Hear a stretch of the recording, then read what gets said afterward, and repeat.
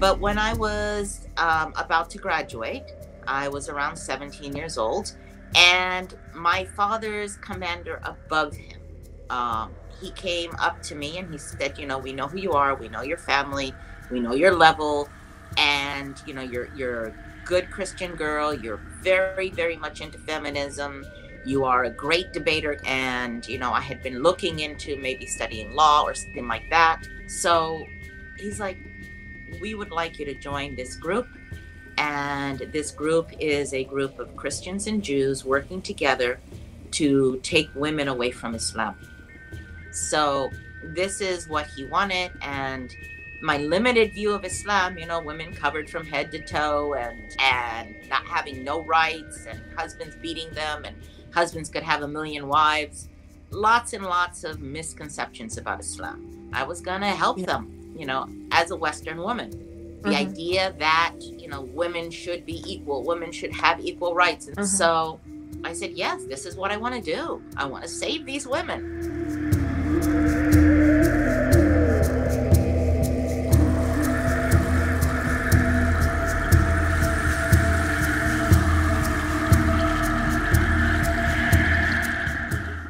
Well, essentially, they were going to send me to the university. I was going to study international relations, followed by international law.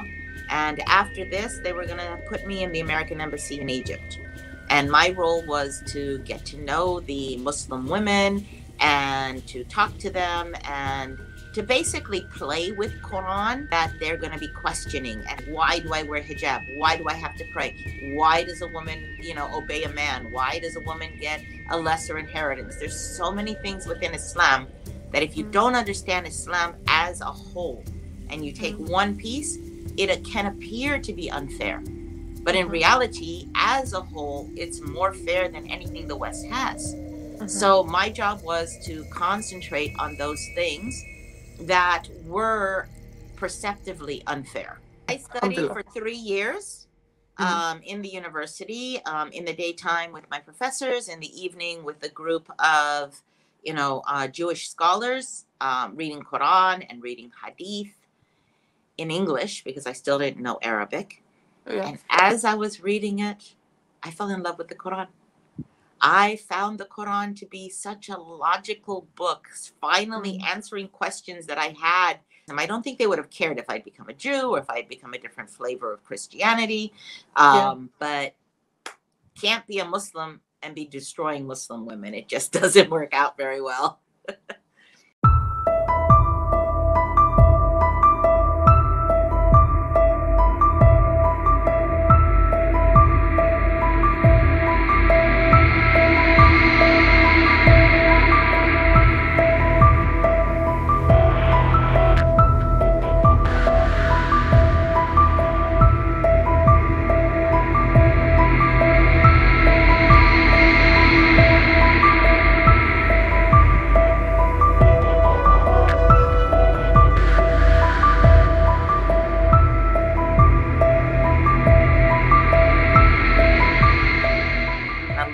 To find anything to debunk. So I would ask them questions, and one of the people that I used to question was a Kuwaiti student who was older than the rest of us. He was in his 30s, and I would ask him questions, and everything he said was logical. Every single thing he said was logical, and he's just a normal Muslim, but Islam is logical. So it appealed to my logical mind. One day he contacts me to tell me there's a group of people traveling around the U.S. They were from the Jamaat al-Tabligh. They do dawah. They go from mosque to mosque to mosque, and they talk to people about Islam. And he said he wanted to meet me because apparently he told them about me.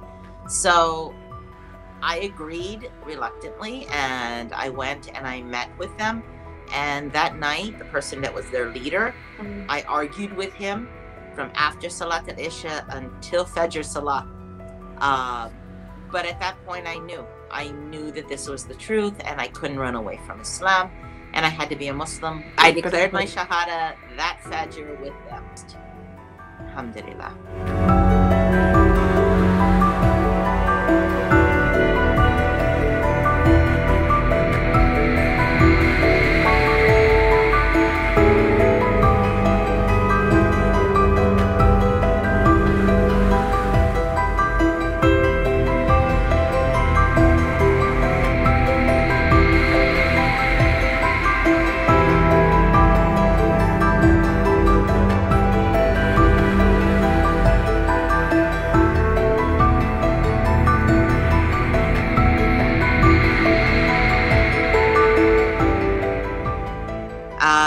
subhanallah, during that year, he got transferred to Puerto Rico, which is a protectorate of the United States.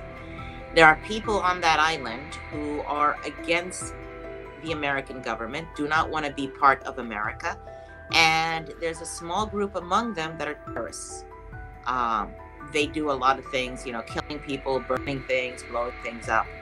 So this group contacted the head of the federal building and said the head of the FBI, the head of the federal building, the head of the army base, and the head of the naval base, and their families will be killed if they do not leave the island. And of course, the American government was like, they don't do anything. Yeah. My dad got scared and he sent me a bodyguard.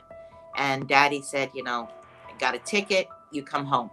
So that's how I got reunited with him. He was, you know, he was more afraid of what they might do to me than he was of me being a Muslim.